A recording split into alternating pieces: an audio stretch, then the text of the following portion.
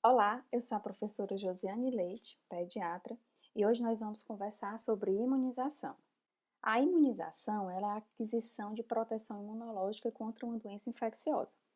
Ela tanto pode ser ativa ou passiva.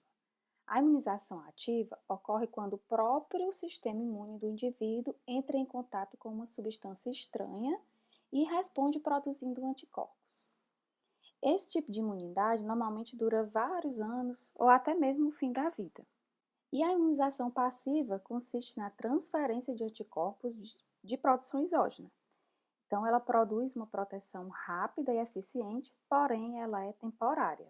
Aqui nós podemos perceber a imunidade após infecção, ela é ativa e natural, que a transferência placentária às imunoglobulinas do leite materno.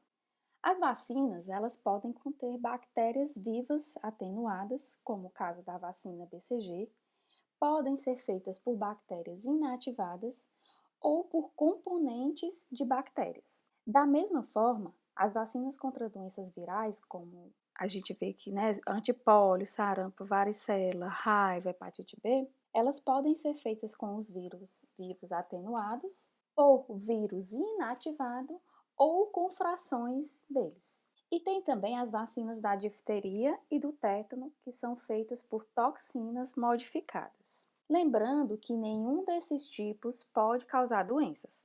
Porém, as vacinas de bactérias ou vírus vivos atenuados, eles podem produzir condições semelhantes às provocadas pelas doenças que eles previnem, como por exemplo febre, tem algumas doenças que causam exantemas, que são aquelas manchinhas vermelhas pelo corpo, né? Mas em pessoas com um sistema imunológico competente, isso é raro de acontecer. E quando ocorre, os sintomas normalmente são brandos e têm duração curta. Já as pessoas com doenças que deprimem o sistema imunológico ou que estão em tratamento com imunossupressor, não podem receber vacina de vírus ou bactérias atenuadas. E isso vale também para gestantes. Gestantes não podem vacinas atenuadas, ok? Cada etapa da vida tem um calendário sugestivo de vacina. Para essa aula, o foco são os grupos de gestantes, crianças e adolescentes. Então, vamos começar pelas gestantes, pois é um calendário que oferece proteção para a mãe e para o recém-nascido. Aqui nós podemos perceber o grupo de doenças que é prioridade na aplicação em gestantes. A vacina do tétano, para proteger do tétano neonatal, a vacina da coqueluche, para fazer proteção passiva através do aleitamento materno aos bebês, já que as crianças só vão completar seu esquema vacinal quando para a coqueluche lá para o sexto mês. Né? Então, até lá, existe a imunidade passiva adquirida pelo leite materno. E tem a vacina contra a hepatite B e a vacina do influenza. O número de doses das vacinas vai depender do histórico vacinal da gestante. Então, se a gestante está previamente vacinada com pelo menos 3 doses da vacina, então a conduta é fazer uma dose de TPA a partir da 20ª semana de gestação, o mais precocemente possível. Nas gestantes com vacinação incompleta, tendo recebido uma dose de vacina, a conduta é uma dose de DT, né, e uma dose de TPA, sendo que a DTPA deve ser aplicada a partir do 20ª semana de gestação, e respeitando o intervalo mínimo de um mês entre elas.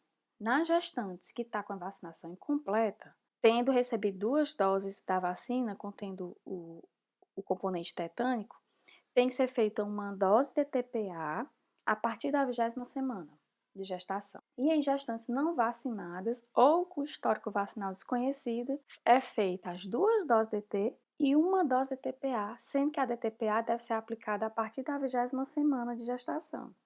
A DTPA é porque ela tem o componente pertussis da coqueluche, e isso vai ser importante para a proteção do bebê. A hepatite B, ela é feita em 3 doses, no esquema 0, 1 e 6. E a influenza, ela é uma dose anual. Agora, vamos ver o calendário das crianças. Então, vamos lá. Ao nascer, o bebê já ganha 2 vacinas, né? A BCG, que protege contra a tuberculose, são os tipos mais graves de tuberculose, e a hepatite B, que protege, logicamente, contra a hepatite B. Aí a criança tem só um mêsinho de descanso, logo em seguida ela tem vacina aos 2, aos 3, 4, 5, 6 meses de vida.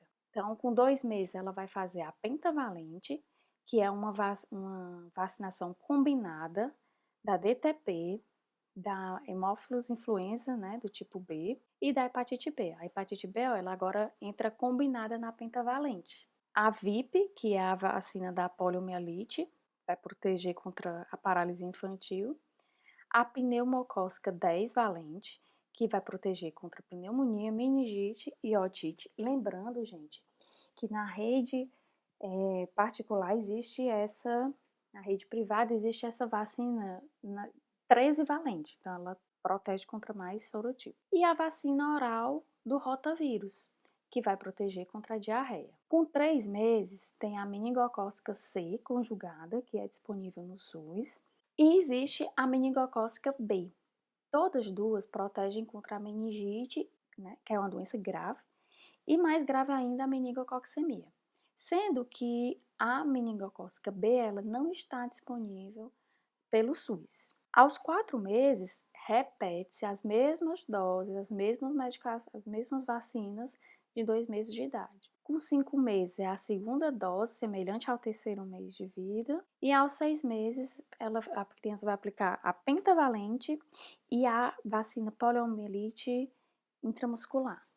Aos 9 meses, ela faz a febre amarela, principalmente se for uma região endêmica, ou se a criança for viajar para algum local que seja importante fazer. A partir dos 9 meses ela já pode ser feita, é uma dose única. Aos 12 meses, tem a tríplice viral, que protege contra o sarampo, cachumba e a rubéola. A meningocócica C, lembra dela? Já foi feita com 3 meses. Deixa eu mostrar. Já foi feita aos 3 meses e aos 5 meses. Aí feita novamente aos 12 meses. E a pneumocócica 10 valente, também repetida aos 12. Aos 15 meses, ou seja, 1 ano e 3 meses, tem a tríplice bacteriana, a poliomielite e a tetraviral, que vai proteger contra sarampo, cachumba, rubéola e varicela. Aos 4 anos, tem a tríplice bacteriana, que protege contra a difteria, tétano e coqueluche. E tem a VOP, né, que é a vacina oral da poliomielite. E tem um reforço, né, a segunda dose aí da varicela. Lembra que ela é feita aos 15 meses, né, com a tetraviral? No calendário dos adolescentes, a gente já começa a perceber que tem diferenças entre os sexos, né? As meninas, a partir de 9 anos de idade, elas já recebem a vacina contra o HPV. Os meninos, a partir de 11 anos. De 11 a 14 anos, independente do sexo, tem que fazer uma nova dose da meningocócica. E a hepatite B, a dupla bacteriana do adulto, que vai proteger contra a difteria e tétano, a tríplice viral e a vacina da febre amarela, se não tiver sido feita. As contraindicações para vacinas, né, são as contraindicações para bactérias ou vírus atenuados, que são imunodeficiência congênita adquirida. Lembre-se que você está fazendo uma vacina que tem agentes vivos, né, apesar de estarem atenuados. Então, a pessoa que tem algum comprometimento imunológico não deve ser feito. Então, neoplasias malignas ou paciente que esteja com corticóide em dose imunossupressora ou fazendo quimioterapia. Outra contraindicação também é a reação anafilática, seja a uma dose anterior da vacina ou seja a uma componente da vacina que é o ovo da galinha, que está presente nas vacinas do sarampo, varicela, febre amarela e influenza. Agora, vamos falar, né, sobre mitos de vacinas. Né? São muitas as abordagens de pacientes e até mesmo os amigos e familiares sobre questões relacionadas à vacinação. Então, vamos a eles. É fato ou é fake? Então, o mercúrio presente nas vacinas causa autismo. E aí, gente? que será? Isso é fake, né? Em 1990 foi publicado um artigo em que o autor afirmava ter encontrado relação entre a vacina tríplice viral, que é aquela que tem o sarampo, a cachumba e a rubéola, e o autismo, né? Depois descobriu-se que ele havia sido antiético e tinha se envolvido com algumas indústrias farmacêuticas que tinham interesse nessa publicação. Esse autor ele foi criminalmente responsabilizado e ele teve o registro médico cassado, viu? E o artigo dele também foi retirado da revista que foi publicado. Então, apesar disso, ficou-se esse mito. Até hoje a gente vê com muita frequência as mães questionarem isso. E aí, a vacina da gripe causa gripe? Pois é, vamos ver? É fake, gente. A vacina da gripe usa vírus inativado, né, na composição dela. Então, não é possível que ela provoque uma doença. Então, é fake. As gestantes não devem tomar vacinas? Bom, primeiro que existe um calendário que foi feito especialmente para vacina, para gestantes, né? Então, algumas vacinas como a da gripe, da hepatite B, difteria, tétano e coqueluche são indicadas para gestantes, né? Mas as vacinas atenuadas, como a febre amarela, a tríplice viral, por exemplo, elas são em geral contraindicadas, mas elas podem ser feitas desde que o médico tenha alguma indicação formal. E a mulher que está amamentando, ela pode ser vacinada? Pois é. Recentemente, uma paciente minha estava num cruzeiro e teve um surto de rubéola a bordo, né? E aí foi decidido imunizar todas as pessoas que estavam na viagem, mas ela recebeu uma orientação pela internet que as lactantes, obviamente eu como pediatra sou médica do bebezinho dela, né? Mas ela amamentava o bebê e ela recebeu dizendo que ela não poderia ser imunizada. E aí, o que é que vocês acham? Pois é fake também, viu, gente? A vacinação geralmente não está contraindicada e ela pode ser realizada normalmente. Aliás, é até desejável que ela ocorra para evitar que a mãe transmita vírus ou bactérias ao seu bebê, né? E, assim, apenas só 2 vacinas estão contraindicadas para mulheres que estão amamentando, que são a da febre amarela e a da dengue, ok? E as vacinas podem causar Guillain-Barré?